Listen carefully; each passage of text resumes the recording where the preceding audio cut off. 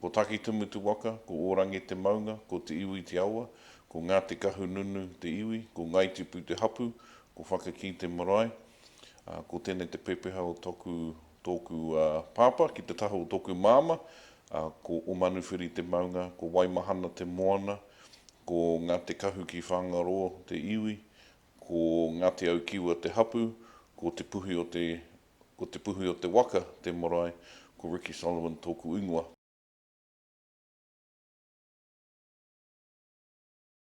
Who am I? I'm he kaiata whai for Te Rangikahupapa tangihanga, which is a funeral director within the funeral industry, and we're here to tautoko whānau and to help them through their grieving process, and so we're offering our services to the community and to Māori.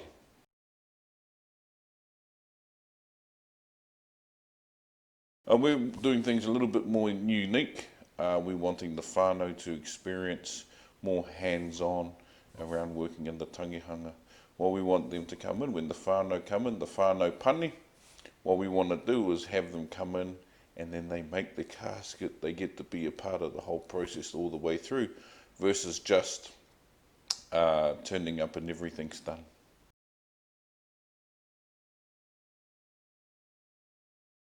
So I've been in tangihanga since 1998 in Auckland, and we always embalmed for funeral homes. And so our whānau, we would embalm for the different funeral homes around Tamaki Makaurau. And so we're behind the scenes. So we were always hidden in the background, no one really saw us. And when COVID-19 hit, we had a change of business, so we thought, hey, let's open our doors up for whānau to come in so that we can provide all the services directly to whānau and let our whānau. So when our whānau members die, when someone in our whānau dies, they come in and they help make the casket, they can help with the embalming, they would help wash down and real hands-on with us.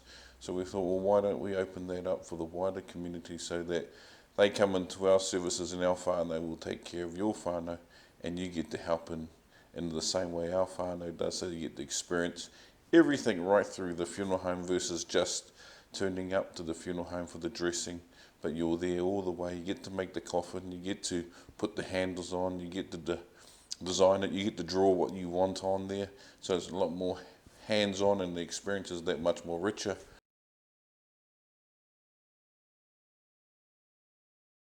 One of the things that I noticed over the years when I went back to school and studying is that as I learned more of our historical setting around tangihanga, how much our whānau have been disconnected from parts of tangihanga. And so what we saw, what was missing is that they weren't a part of the mortuary, because we have what they call liminal spaces within the funeral home that whānau can't go into. And so one of the questions we sat down and discussed is, well, let's remove those barriers and give the whānau the opportunity to come in. Let's get them to see what actually happens behind the scenes so they get to experience that. And so that was really the driving force around why we adapted and moved to become more whānau. They become more involved and they get to experience everything behind the scenes. What happened is when we look back, when I went to school, and one of the supervisors and tutors said if it wasn't for us or the funeral directors, Māori wouldn't be able to celebrate tangi. And that's sort of, I was like, hey, we were celebrating tangi just fine until before everything else happened. So one of the big, why we did it this way is that in the funeral home, the whānau often felt that they were being moved along, and especially if there was any other tangi on. They just wanted to slow down, and so that's why we opened up this place, is to slow things down so that the whānau pani can spend time and then just carefully work through things slowly so they not feel like they've been forced to go home straight away.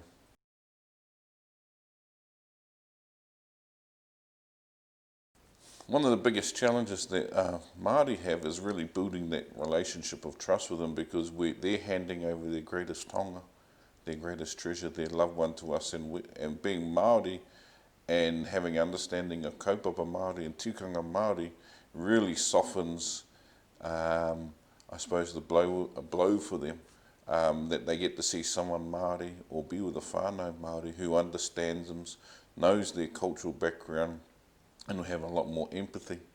And so that's why we set up for Māori, and to give them that experience, because they've been disconnected for years.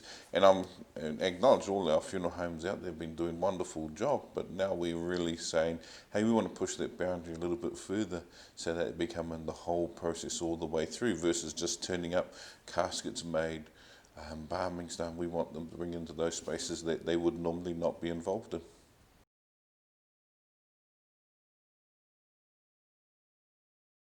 One of the biggest obstacles that we whānau find, especially here in Tamaki Makaurau, we have a huge population of Māori who have disconnected or who are no longer living in their tribe within their iwi boundaries. And so they've been urbanised a lot. So a lot of our whānau have really lost a lot of their connection to their marae. So they're having tangi at home. What we want to do is give them that experience here when they come in. Have tikanga processes, but everything's built upon kaupapa Māori framework. So when they come here, they'll be welcomed in Māori. They'll be try and make them feel as comfortable as possible, so that they get an experience. Often they say, oh, they will get that at the marae. But a lot of our whānau don't go to the marae. They're holding their loved ones at home.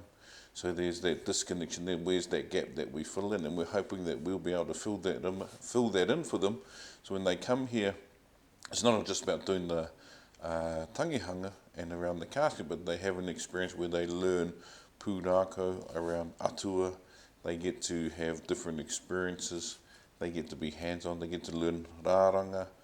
They get to make porotiti, Māori instruments that will help in their healing.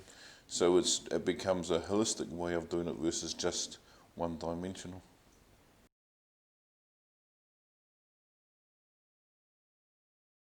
One of with our Māori people, especially our whānau, they don't like to talk about tangihanga when someone's still alive. And so a lot of the time they haven't put anything in plan.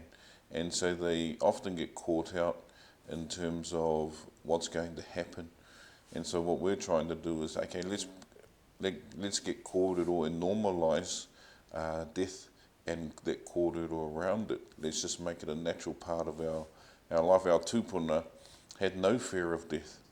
They understood it, and that they would kōrero, they'll lie with their tūpāpaku and everything. So what we're saying is, don't leave it until someone dies to actually start planning the tangihanga. Let's actually start, that's why we open up these spaces, so that it becomes normal. When we're locked away from something like the mortuary or the back scenes of the funeral home, what ends up happening is that we become disconnected to that. So we want you to come in, experience that, so that you reconnect back to it. So we just normalise it again, versus handing it over to someone that keeps that hidden from us. And so we can learn more as you're going through it.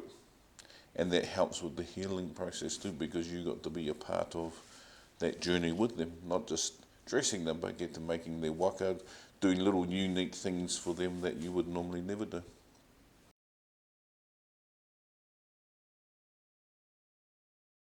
On my qualifications, I hold a National Certificate in Embalming, which I sat back in 2000. And I also have my Masters in Applied Indigenous Knowledge. And so that was based around tangihanga, he whare koiwi, traditional practices in a modern context. And then I'm currently doing my PhD or my doctorate in Indigenous Development and Advancement.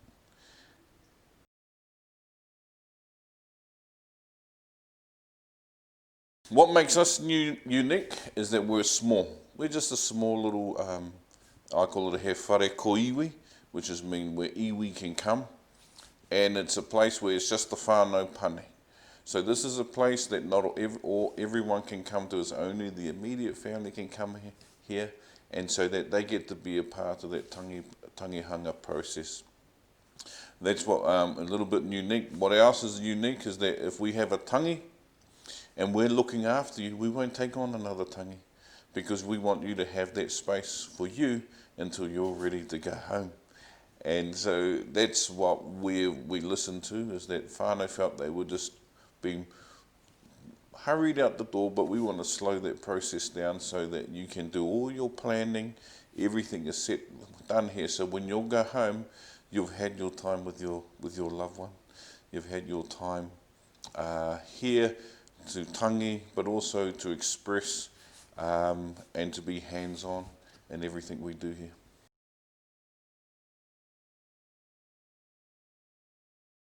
Or is the one with whānau that we've worked with so far is that a lot of the healing happened before they even got home.